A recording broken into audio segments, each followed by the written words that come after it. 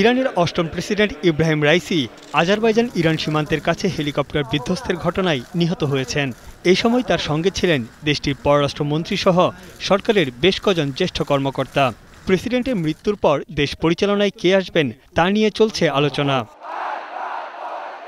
ইরানে একটি দ্বৈত রাজনৈতিক ব্যবস্থা আছে, যেখানে সর্বোচ্চ নেতা বর্তমানে আয়াতুল্লাহ আলী খামেনি পররাষ্ট্রনীতি ও পারমাণবিক কর্মসূচির বিষয়ে চূড়ান্ত সিদ্ধান্তের অধিকারী। তিনি দেশটির শীর্ষ ক্ষমতাধর ব্যক্তি। অন্যদিকে জনগণের ভোটে নির্বাচিত প্রেসিডেন্ট দ্বিতীয় শীর্ষ ক্ষমতাধর ব্যক্তি, যার ক্ষমতার মেয়াদ 4 বছর এবং পরপর দুবারের বেশি প্রেসিডেন্ট হওয়ার নিয়ম নেই। প্রেসিডেন্ট রাইসির মৃত্যুতে দেশ পরিচালনায় কোনো ব্যাঘাত ঘটবে না বলে ইরানিদের আশ্বস্ত করেছেন দেশটির সর্বোচ্চ ধর্মীয় নেতা আয়াতুল্লাহ আলী খামেনি। দেশের আইন অনুযায়ী পরবর্তী পদক্ষেপ নেওয়া হবে।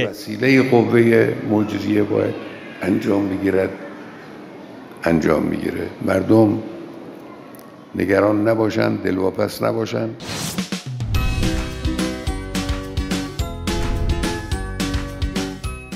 ইরানের সংবিধানে আছে প্রেসিডেন্ট অসুস্থ, মৃত্যু বা অভিশংসিত হলে দেশ পরিচালনার দায়িত্ব গ্রহণ করবেন ভাইস প্রেসিডেন্ট। রাইসির মৃত্যুর পর ইরানের প্রথম ভাইস প্রেসিডেন্ট মোহাম্মদ মোখবার অন্তর্বর্তীকালীন প্রেসিডেন্টের দায়িত্বে আসছেন। এক্ষেত্রে সর্বোচ্চ নেতা খামেনির অনুমতি দরকার হবে, কারণ রাষ্ট্রের যে কোনো ব্যাপারে চূড়ান্ত সিদ্ধান্ত নেওয়ার ক্ষমতা তার হাতে। তাছাড়া অন্তর্বর্তীকালীন প্রেসিডেন্টকে সর্বোচ্চ 50 দিনের মধ্যে নতুন করে নির্বাচনের আয়োজন করতে হবে। সংসদের স্পিকার, বিচার বিভাগের প্রধান ও ডেপুটি প্রেসিডেন্ট এই 3 জনের সমন্বয়ে গঠিত একটি কাউন্সিল এই নির্বাচনের ব্যবস্থা করবে। সংবিধানের 132 অনুচ্ছেদে আছে, অন্তর্বর্তীকালীন প্রেসিডেন্ট মন্ত্রীদের বরখাস্ত করতে পারবেন না। তাছাড়া সংবিধান সংশোধন এবং গণভোটের আয়োজনের ক্ষমতাও থাকবে না তার হাতে। ইরানের প্রেসিডেন্টের মূল দায়িত্ব মন্ত্রীদের কাজ তদারকি করা এবং সরকারি সিদ্ধান্তগুলো সমন্বয়ের ব্যবস্থা করা।